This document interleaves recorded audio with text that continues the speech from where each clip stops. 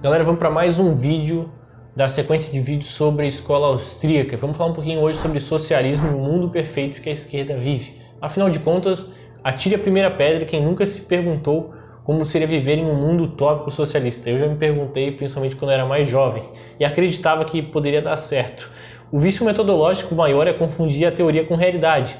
O mundo ideal sempre vai ganhar do mundo real. Afinal, o sonho aceita qualquer tipo de pensamento. E essa falha não é exclusiva dos marxistas. Os keynesianos, ao ver um mercado imperfeito, sempre vislumbram a necessidade da intervenção do governo sobre o mercado. Mas essas falhas são falhas de governo, não são falhas de mercado. Não importa aqui quem tem razão. Você pode até comparar teoria com teoria. Você pode comparar economia com economia. O que você definitivamente não pode querer fazer é uma comparação cruzada do ideal com o real, da economia com a teoria. E aí que está o problema, porque o socialismo não se aplica na vida real e os marxistas não conseguem entender esse tipo de coisa. Imagina países que quase não têm comércio internacional. Quando esses empobrecem, é comum que os keynesianos, os marxistas, atribuam o fato à globalização, por exemplo. Enquanto que o correto seria a gente aferir qual que é a relação entre a abertura de comércio e a pujança ou fracasso econômico de determinada nação. Quando o socialismo entrou em seu maior declínio, passou-se a culpar também a globalização ou, por exemplo, ao neoliberalismo. Você já parou para pensar o que é neoliberalismo? Quantos autores de fato se declaram neoliberais? Teve uma ruptura entre os liberais do passado e os liberais do presente, ou da época em que eles passaram a denominar neoliberais? Quantas revistas, políticos, congressos, autores se definem neoliberais? A verdade é que não há autores, não há livro, não houve uma ruptura ou quebra de teoria para designar o tradicional liberalismo ou seus autores liberais agora como neoliberal. Então essa própria distinção entre esquerda e direita, não há nada de concreto que seja de esquerda, não há nada de concreto que seja de direita. Isso são coisas subjetivas, tu coloca qualquer coisa basicamente em um ou outro. Tá duvidando? Quando a economia soviética fracassou, também buscaram culpar o capitalismo. O nazismo, por exemplo, é algo que os caras de direita denominam como se fosse algo de esquerda. E os caras de esquerda querem taxar o nazismo como algo de direita. Isso só mostra que esses conceitos são apenas políticos, são manipulados.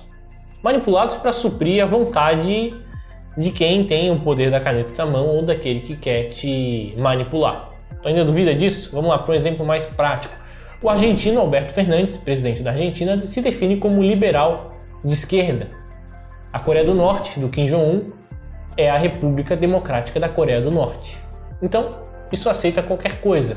Pautas como direito a voto para mulheres, abolição da escravatura, foram pautas essencialmente liberais no passado e são até hoje, mas que a narrativa da esquerda acabou quase que por completo as absolvendo.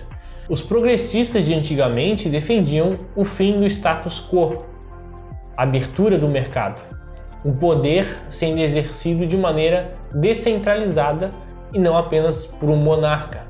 Pautas essencialmente liberais, consideradas por muitos como de direita. Só que a verdade é que essa politização cega confunde muita gente e aceita as mais divergentes ideias.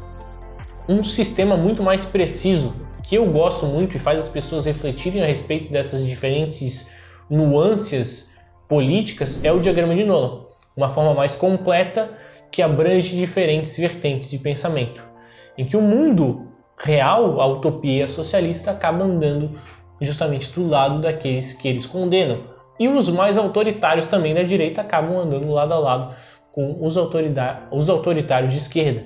Mas ainda assim o diagrama de Nolan não é uma forma política, um diagnóstico político perfeito, muito longe disso. Só que ele nos traz uma reflexão maior para a gente entender que o mundo não se resume à esquerda e direita. Também não se resume à esquerda e direita sempre o totalitário ou liberal. Vamos ver, por exemplo, no lado liberal, você tem um liberal conservador, você tem um liberal clássico, você tem um libertário, você tem o ANCAP, você tem o liberal social, você tem mais um monte de definições, um monte de pensamentos diferentes, distintos, que não são abarcados e nem podem ser abarcados por uma teoria fechada. É importante que a gente compreenda que o mundo é muito maior do que esquerda ou do que a direita. E o socialismo na ideologia, no pensamento utópico, ele é uma coisa, mas uma coisa que na prática se assemelha muito ao totalitarismo daqueles que acusam ser da extrema direita. Por isso que a gente não pode comparar aquilo que é escrito nos livros pelos autores mais extremistas ou autores de determinada corrente, seja ela qual for, na verdade, e querer achar que isso vai acontecer no mundo real. A gente precisa entender o mundo real, as experiências que foram feitas. A gente precisa entender que o ser humano é algo que ninguém detém o controle, que nenhum burocrata, nenhum poder centralizado vai conseguir prever as suas ações ou manipulá-lo de uma maneira mais direta. E essa é a grande falha dos socialistas, que acreditam que em um mundo perfeito que é possível uma engenharia social para controlar essas pessoas, e isso não é possível. Isso já foi provado, isso já foi testado, e os caras continuam a tentar implementar a ideologia socialista vez atrás de vez. Gostou do conteúdo? Gostou do tema? Tem alguma sugestão? Deixa aqui no comentário e vamos para o próximo vídeo sobre escola austríaca.